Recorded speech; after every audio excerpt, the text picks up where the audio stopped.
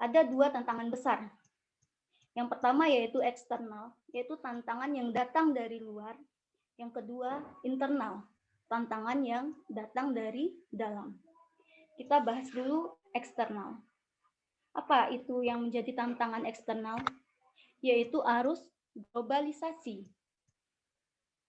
Seperti MEA, WTO, APEC, dan AFTA, yang semua itu adalah perdagangan internasional, pertumbuhan ekonomi internasional yang berimplikasi kepada aliran bebas barang dan jasa, arus bebas investasi, arus bebas tenaga kerja terampil, dan arus bebas modal.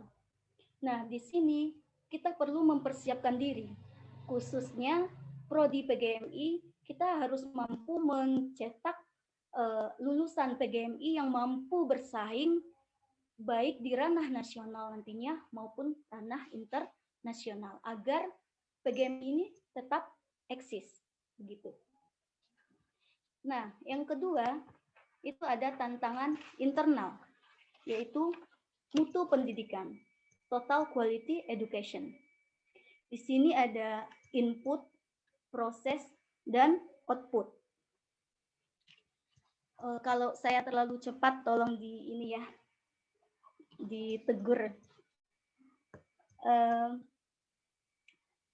Apa saja yang termasuk di dalam input? Nah, di dalam input ini adalah segala sesuatu yang harus tersedia karena dibutuhkan untuk berlangsungnya proses. Ada sumber daya manusia, kalau dalam perkuliahan ada dosen, ada mahasiswa. Kalau dalam sekolah ada kepala sekolah, guru, karyawan, dan peserta didiknya. Kemudian ada sarana dan prasarana, seperti peralatan, perlengkapan, bahan, uang, dan kurikulum. Kurikulum tentu harus ada ya, karena tercapai atau tidaknya pendidikan itu kan berpengaruh dari kurikulum. Nah, kalau inputnya sudah lengkap, tentu prosesnya juga akan berjalan dengan baik. Nah, apa itu proses? Berubahnya sesuatu menjadi sesuatu. Nah, proses ini adalah kegiatan perkuliahan, kegiatan pembelajaran, di mana di dalamnya ada strategi pembelajaran, model pembelajaran, media pembelajaran, semua terkait di dalam proses. Nah, kalau prosesnya berjalan dengan baik, mahasiswanya hadir, dosennya pun tidak pernah absen, tentu akan mahasiswanya rajin bikin tugas, tentu akan menciptakan output atau lulusan, akan menghasilkan lulusan yang berkualitas. Nah, output ini adalah hubungan harmonisasi dari input dan proses. Ketika inputnya lengkap, prosesnya baik, tentu lulusannya juga akan berkualitas. Begitu. Nah, pendidikan bermutu ini seperti apa sih? Nah, di era milenial ini, pendidikan bermutu itu menurut PBB melalui UNESCO yang bergerak di bidang pendidikan pengetahuan dan budaya, itu mencanangkan 4 pilar pendidikan. Yang pertama yaitu learning to know, yang kedua learning to do, yang ketiga learning to be, dan yang keempat learning to live together. Nah, apa itu learning to know? Learning to know adalah belajar untuk mengetahui. Learning to know ini selalu mengajarkan arti penting sebuah pengetahuan. Karena di dalam learning to know ini terdapat learning how to learn. Artinya, peserta didik belajar untuk memahami apa yang ada di sekitarnya, yaitu proses belajar. Yang kedua, learning to do. Learning to do ini adalah belajar untuk melakukan, untuk menerapkan ilmu yang didapat. Bisa saja bekerja sama dalam sebuah tim untuk memecahkan masalah.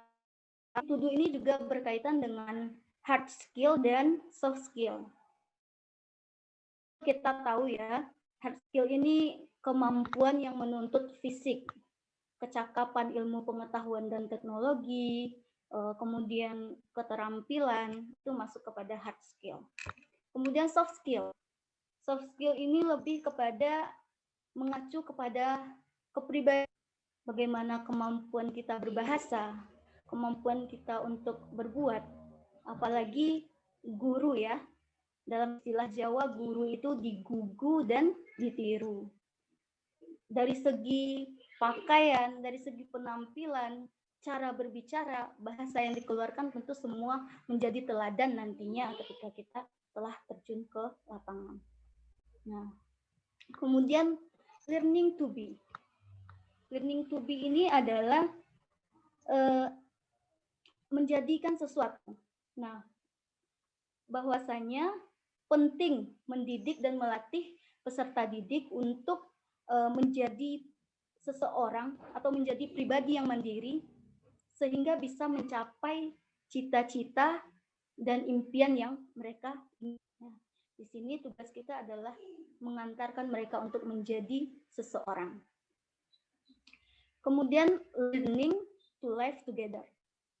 Nah, di sini adalah belajar untuk mereka hidup di dalam kelompok masyarakat, di tengah-tengah masyarakat. Apalagi di Indonesia, kita berbeda, memiliki keberagaman suku, agama, ras, budaya.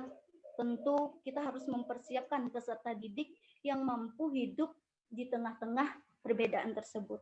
Nah, simpelnya adalah mereka bisa bersikap toleransi, begitu.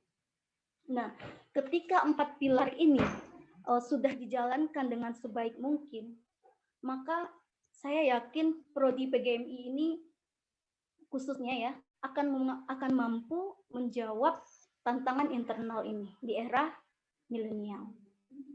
Nah, learning to be, learning to know, learning to do, learning to live together ini adalah kecakapan di era milenial sehingga membutuhkan generasi yang kreatif, generasi yang memiliki kompetensi mulai dari sikap, spiritual dan sosial, kemudian keterampilan, kreativitas dan inovasi, serta pengetahuan. Nah, ketika input, proses, output, dan 4 pilar pendidikan ini sudah kita jalankan, insya Allah tantangan yang ada ini bisa kita hadapi. Sehingga kita bisa tetap eksis di era milenial ini. Nah, yang kedua, kita bicara masalah peluang.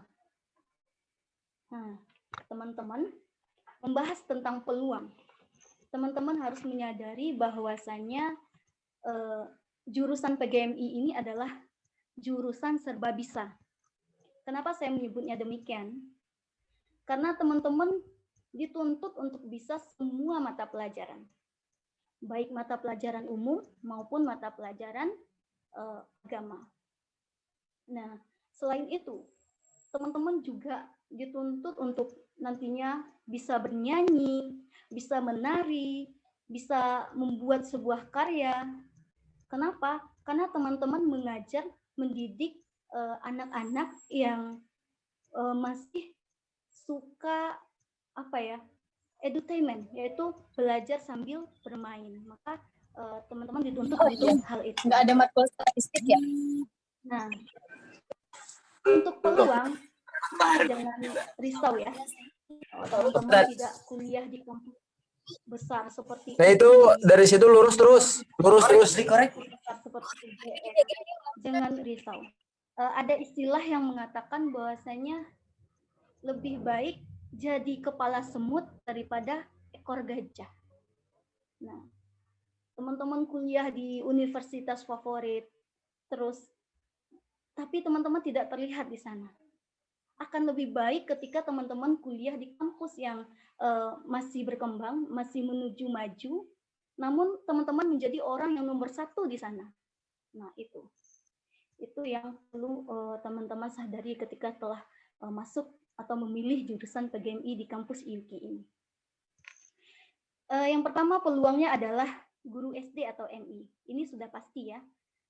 Teman-teman sudah pasti akan menjadi guru nantinya, baik di SD maupun di MI. Tinggal teman-teman mempersiapkan kualitas diri teman-teman untuk bisa terjun ke lapangan.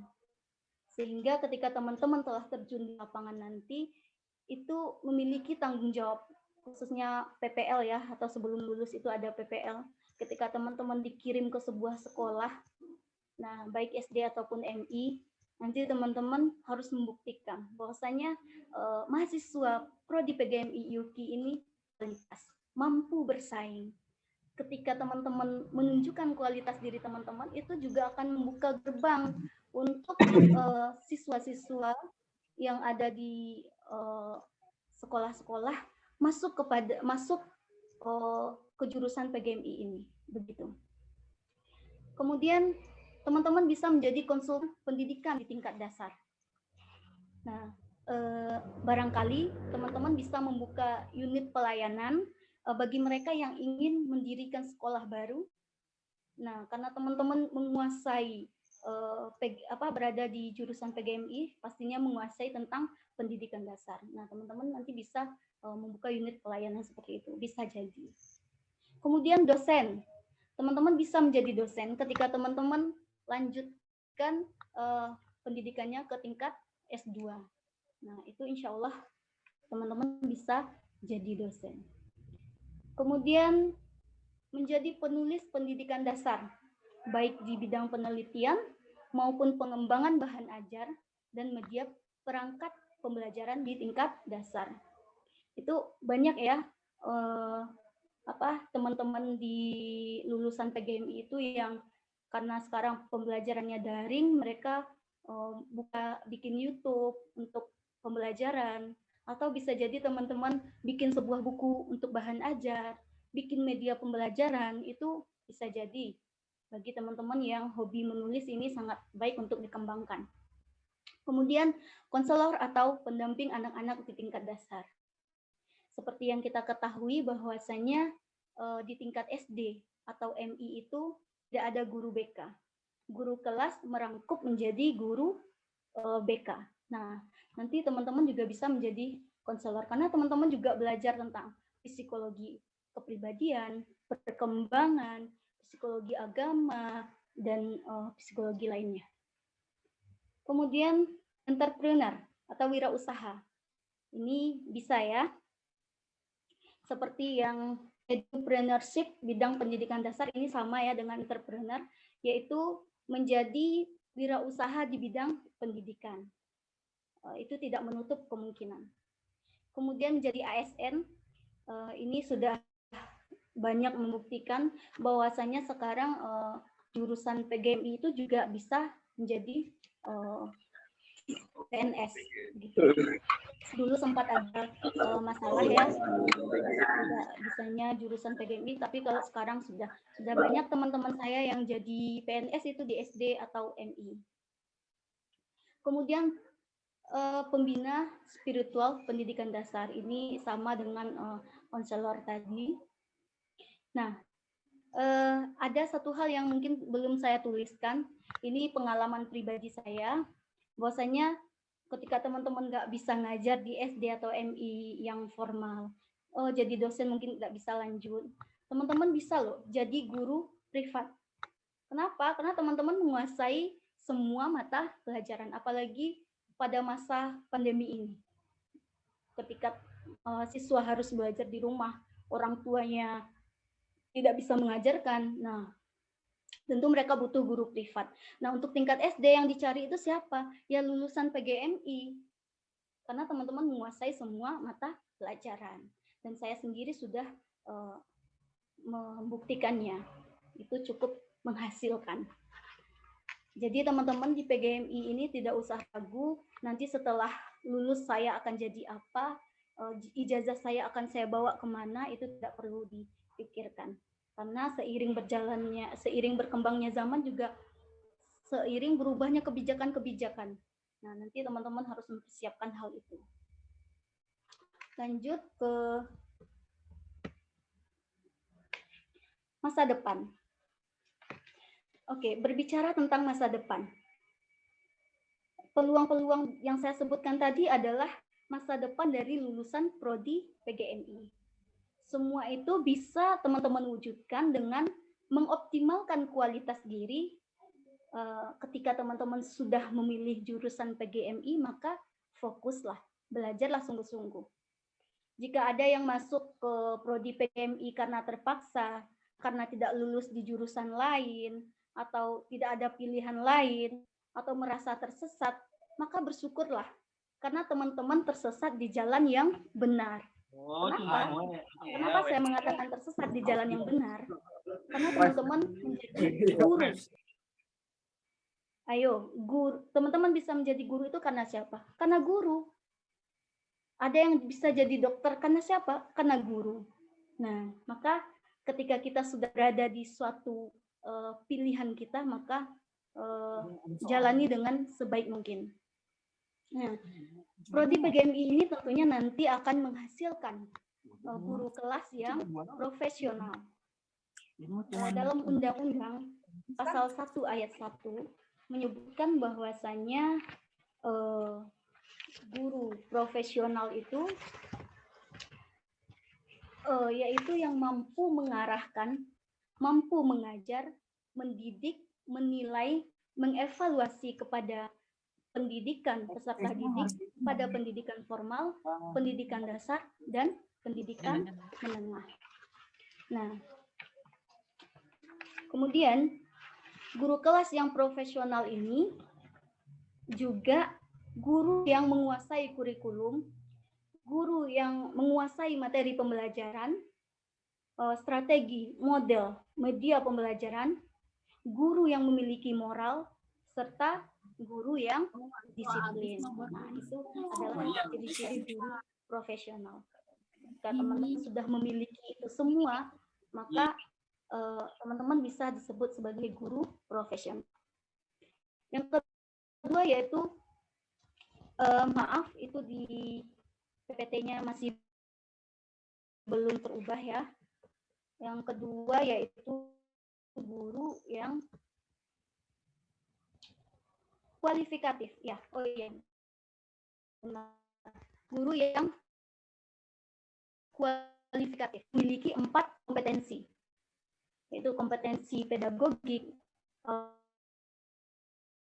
kompetensi sosial, kepribadian, dan profesional, serta guru yang memiliki ijazah dan sertifikat dari perguruan tinggi. Nah, seperti nanti teman-teman lulus dari prodi PGMI, teman-teman sudah menjadi guru yang kualifikatif. Kemudian yang ketiga, ini guru yang melek teknologi. Kenapa? Di era milenial ini, guru diharapkan lebih akrab dengan teknologi. Karena menurut saya, ini suatu keniscayaan. Yang mana teknologi informasi ini sangat penting untuk mempermudah kita dalam menjalankan misi pendidikan, yaitu mencerdaskan kehidupan bangsa. Apalagi di masa pandemi sekarang ini ya, sama-sama kita rasakan bahwasanya untuk proses pembelajaran, baik di tingkat SD maupun di tingkat perguruan tinggi, itu semua sekarang online, membutuhkan teknologi. Begitu juga dengan para pekerja kantoran. Di situasi pandemi ini, dia bisa tetap bekerja dari rumah dengan apa yang karena teknologi. Nah, bagaimana keadaan dunia pasca COVID ini? Ini perlu kita pertanyakan. Kenapa? Karena bisa jadi setelah COVID ini, karena kita memiliki kebiasaan baru, dari rumah, belajar, sekolah, kuliah bisa dari rumah. Ini menunjukkan bahwasanya setelah COVID ini, dunia akan menuju transhumanisme, yaitu manusia tidak lepas dari teknologi informasi. Semua bisa dikendalikan dengan teknologi. Bahkan yang lebih ekstrimnya, ada kecerdasan buatan, di mana semua pekerjaan bisa dihandle oleh robot. Dan kita sebagai manusia tidak lagi memiliki fungsi, kita bisa duduk santai dan tidak perlu mengeluarkan tenaga. Bagi saya pribadi sih ini kurang cocok ya, karena kita sebagai makhluk. Namun bagaimanapun kita harus mempersiapkan diri jika hal ini terjadi.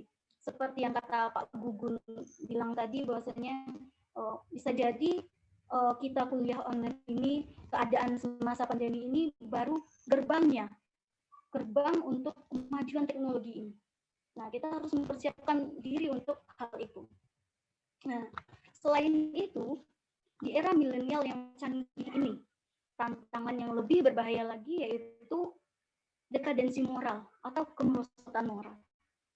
Biasanya, hadirnya modernitas atau teknologi itu dibarengi juga dengan merosotnya akhlak atau moral. Nah, sekarang kita lihat ya, pergaulan bebas, narkoba, kemudian pembunuhan, dan masih banyak lagi maksiat lainnya. Nah, ini menjadi tugas kita, calon pendidik, khususnya PGMI, untuk menanamkan dan menginternalisasikan nilai-nilai religiusitas dan spiritual.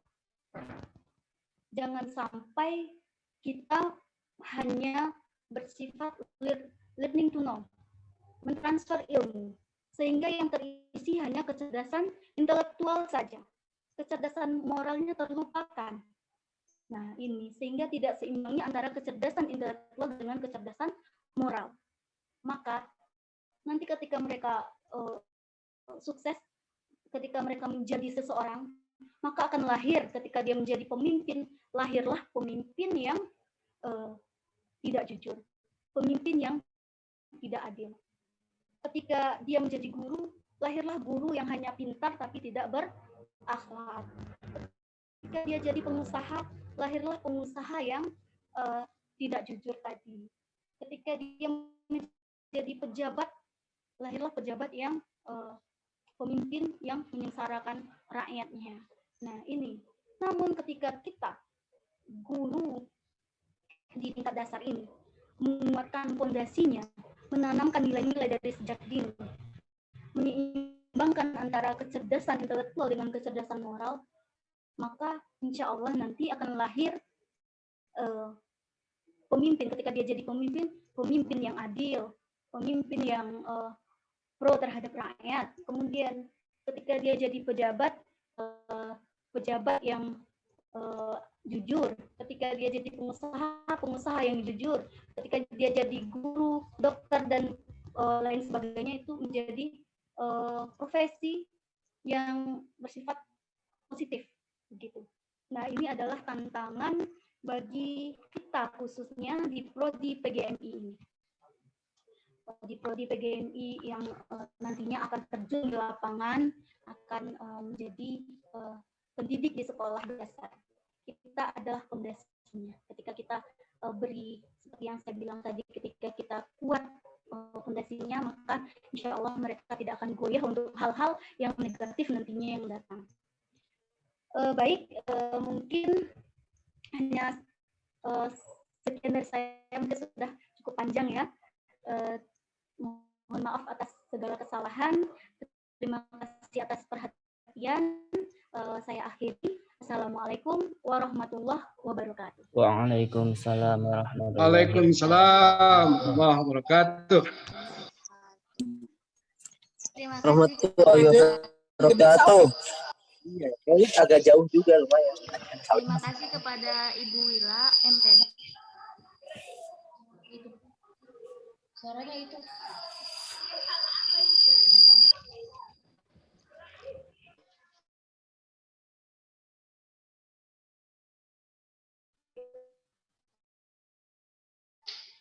Baik, terima kasih kepada Ibu Wila yang telah memberikan pemaparannya mengenai eksistensi. Alhamdulillah teman-teman, kita sudah mendengarkan pemaparan dari pemateri kita yang pertama. Untuk selanjutnya, kita dengarkan terlebih dahulu pemaparan materi dari narasumber kita yang kedua itu Nela Reta Pratiwi. Sebelumnya kita jika ada teman-teman yang ingin bertanya, sesi terakhir. Baik, lanjut ke narasumber kedua. Alhamdulillah sudah standby dari tadi ya. Yaitu Nela Reta Pratiwi dari Prodi PGMI. Kepadanya saya silakan. Bismillahirrahmanirrahim. Assalamualaikum warahmatullahi wabarakatuh.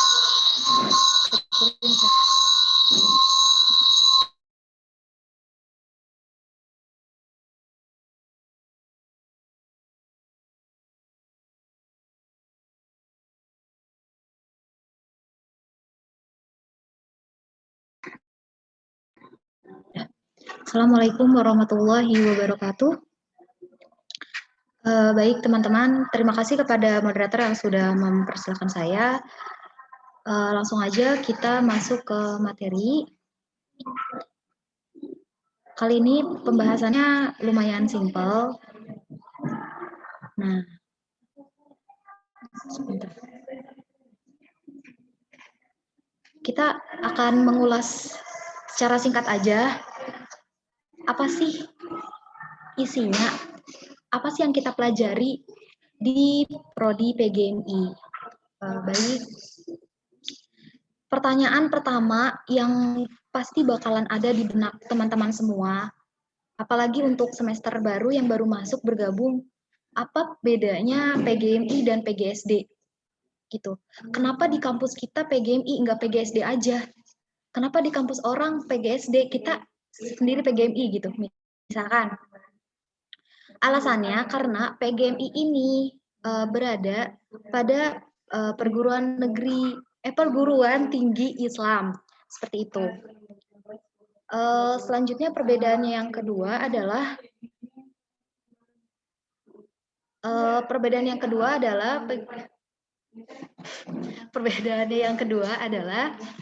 PGMI ini banyak membahas tentang konsep dasar keislaman, seperti itu.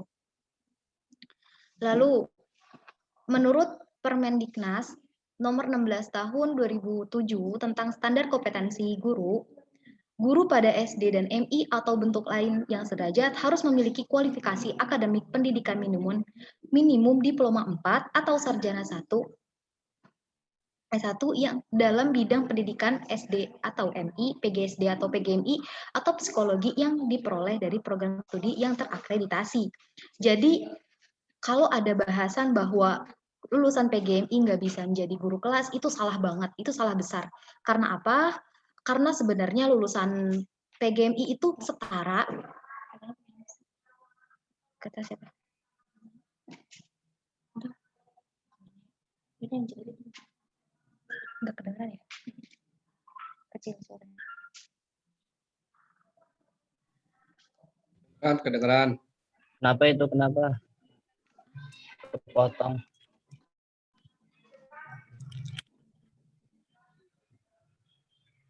Tes. Kedengeran? Jelas kedengeran. Tadi gimana? Alhamdulillah jelas. Mantap. Zahir wal batin.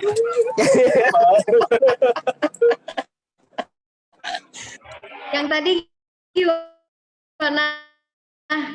Lanjut.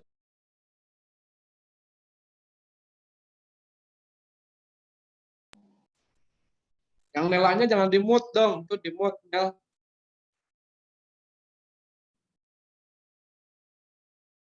Ya, yang kamunya kok di-mute. Jadi jika ada yang berpandangan bahwa lulusan dari PGMI tidak bisa menjadi guru kelas dan hanya menjadi guru bidang studi, itu salah banget, itu salah besar. Karena apa? Karena kita ini sebenarnya sama dengan lulusan PGSD. Mengapa begitu? Kita lanjut lagi. Sebentar. Nah, pada surat Dirjen Pendidikan Islam Kementerian Agama tahun 2012, isinya seperti ini, kurang lebihnya. Lulusan PGMI memiliki kompetensi yang sama dengan lulusan PGSD karena kurikulum yang digunakan oleh PGMI sama dengan kurikulum yang digunakan oleh PGSD. Jadi pencapaian kita, usaha kita mencapai suatu tujuan dengan PGSD itu sama. Jadi kita nggak usah khawatir lagi kalau ada orang yang bilang, oh PGMI ini paling cuma jadi guru agama kalau di SD. Kalau masuk SD paling cuma jadi guru agama. Enggak, itu enggak. Kita sama banget sama PGSD karena kurikulum yang kita pakai itu sama juga. Cuma beda ujungnya aja. Dia fokus ke SD, kita fokus ke MI.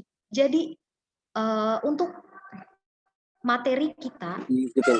di PGMI ini, Gimana kita karena bulan depan udah lama juga mau bikin video aja. Ini jelasin. Kalau mau berarti sekarang saat ya. jadi materi kita yang dipakai di PGMI bukan hanya mempelajari materi yang wajib seperti MTK, IPA. Kita juga mempelajari materi-materi konsep dasar seperti fikih, SKI, hadis, Al-Quran, seperti itu. Selanjutnya, nah apa kelebihan dari program studi PGMI? Untuk teman-teman, biar makin mantap lagi masuk PGMI-nya, biar nggak ngerasa, oh salah jurusan nih, ataupun biar ngerasa bangga sama jurusannya. Ini aku udah ngerangkum 10 alasan kenapa harus masuk PGMI. Yang pertama, jurusan kuliahnya itu serba tahu. Jadi kita sebagai seorang guru, calon seorang guru, kita harus mempelajari banyak materi gitu. Lalu banyak anak-anak di seusia SD itu suka memberi pertanyaan yang di luar logika orang dewasa. Jadi sebelum mereka mempertanyakan itu, kita harus lebih tahu, kita sudah mempersiapkan. Makanya disebut jurusan kuliah yang serba tahu. Karena materi yang kita pelajari itu menyeluruh, semuanya kita pelajari, seperti itu. Lalu disayang oleh anak-anak. Karena ini jurusannya MI, berhubungannya sama anak-anak, maka ketika kuliah pun kita bakalan terus terjun sama anak-anak. Kita banyak mengadakan kegiatan yang selalu dibarengi oleh anak-anak. Pada tahun 2019, PGMI sempat mengadakan PM Ramadan gitu. Namun tahun 2020 kemarin itu tidak ada karena adanya pandemi gitu. Selanjutnya ada memahami karakter dan perkembangan kepribadian. Selain itu, kita juga harus bisa memahami karakter anak, harus memahami kepribadian mereka. Karena apa? Karena agar mereka itu tertarik untuk belajar dengan kita, agar mereka mau ingin tahu tentang materi apa yang nantinya akan kita ajarkan. Maka dari itu, kita juga mempelajari karakter dari seorang anak gitu. Walaupun mungkin tidak sedalam jurusan psikologi, tapi kita tetap mempelajari itu gitu. Walaupun memang sedikit-sedikit. Selanjutnya, materi kuliah lebih mudah. Bukan berarti ini meremehkan, tapi memang materi kuliahnya itu bisa disebut beberapa materi yang memang mudah, seperti materi matematika untuk MI atau IPA untuk MI. Kita mempelajari lagi materi yang lalu gitu, kita bahas lagi dengan catatan bukannya kita mengulang lagi semuanya, oh kita bakalan kayak SD lagi nih, enggak. Di samping itu juga kita mempelajari bagaimana sih cara kita mengajar matematika selama di SD. Lalu kita mengulas lagi pelajarannya, itu yang disebut dengan pelajarannya yang mudah. Kita mengulas lagi pelajaran waktu masih SD atau masih MI, lalu kita juga berusaha memposisikan diri sebagai seorang guru seperti apa.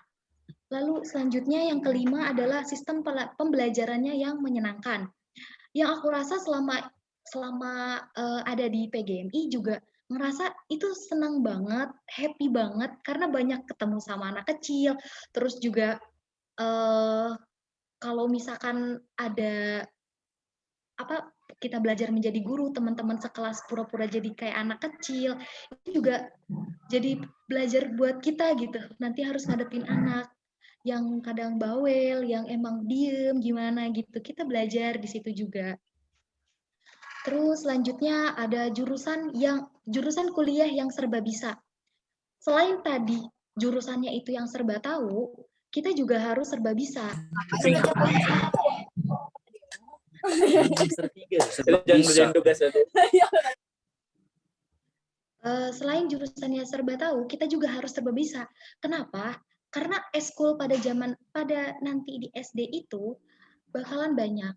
Contohnya ada pramuka kayak gitu. Jadi seorang mahasiswa yang masuk prodi PGMI itu emang harus serba bisa. Kita harus multi talent karena nantinya juga kita bakalan terjun langsung sama anak-anak dan mempelajari banyak hal bersama mereka. Apalagi di masa-masa keemasan mereka itu, kita harus bisa membimbing biar nanti ke depannya terus terarah. Selanjutnya ada melatih diri menjadi penyabar dan peduli terhadap sesama. Ini tadi ada hubungannya dengan mempelajari karakter dan perkembangan kepribadian seseorang, gitu. Dimana kita mempelajari karakter, kita mempelajari kepribadian seseorang, maka kita juga harus mempunyai kesabaran yang serba ekstra. Apalagi anak-anak yang seusianya masih kecil, mereka belum paham banyak hal gitu. Kita harus sabar memberitahunya, kita harus sabar nasehatin, jangan sampai pakai kekerasan sama mereka gitu. Terus juga kepedulian kita harus tetap terus tinggi kepada mereka. Karena apa? Karena kita harus bisa merangkul gitu. Kita harus merangkul biar mereka merasa nyaman dan mau belajar sama kita. Jangan sampai nantinya mereka malah takut ketika belajar sama kita karena kita yang acuh, kita yang bodoh amatan sama mereka. Jadi kita harus merangkul mereka, peduli sama mereka gitu. Inilah di prodi PGMI lah kita dilatih untuk menjadi orang yang penyabar dan orang yang peduli terhadap sesama gitu. Terus selanjutnya dapat menguasai materi keislaman.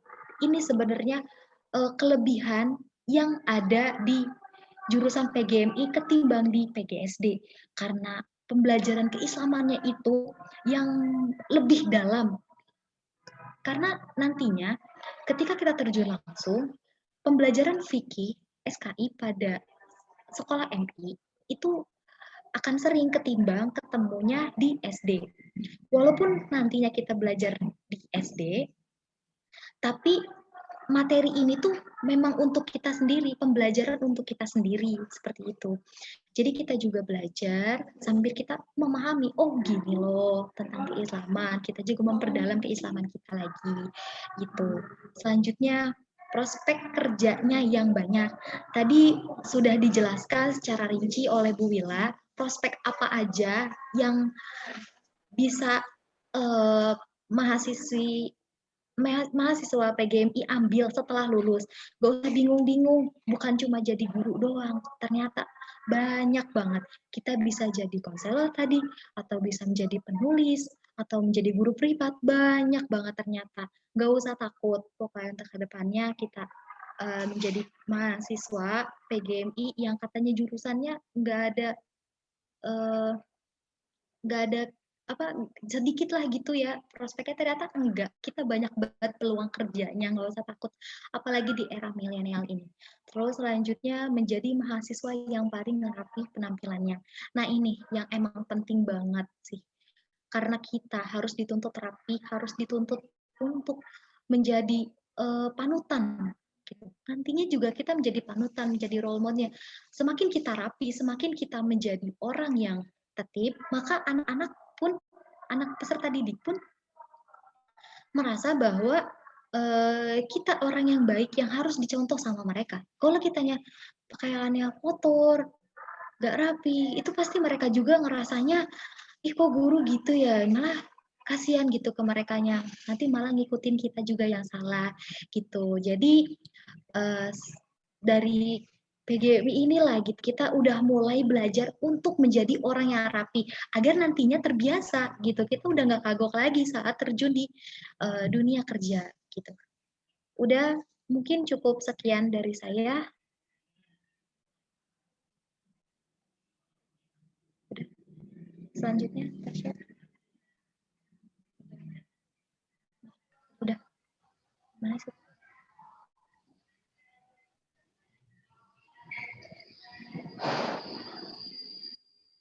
Baik, saya ucapkan terima kasih kepada Nela Reta Pratiwi yang telah memaparkan materi. Baik teman-teman peserta diskusi online, kita lanjutkan ke sesi tanya jawab. Namun sebelumnya, bagi teman-teman yang ingin bertanya, harap menampilkan videonya ya.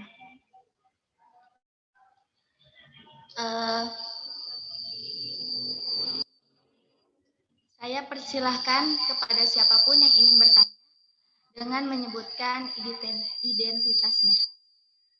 Silakan yang mau bertanya.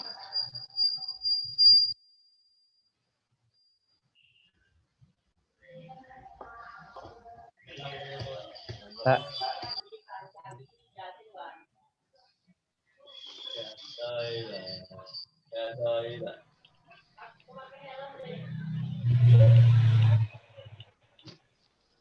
Ada yang ingin bertanya? Langsung via mic, Kak.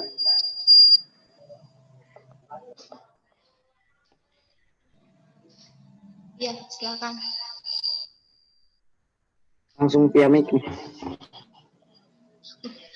Ketahuan. Ya, langsung.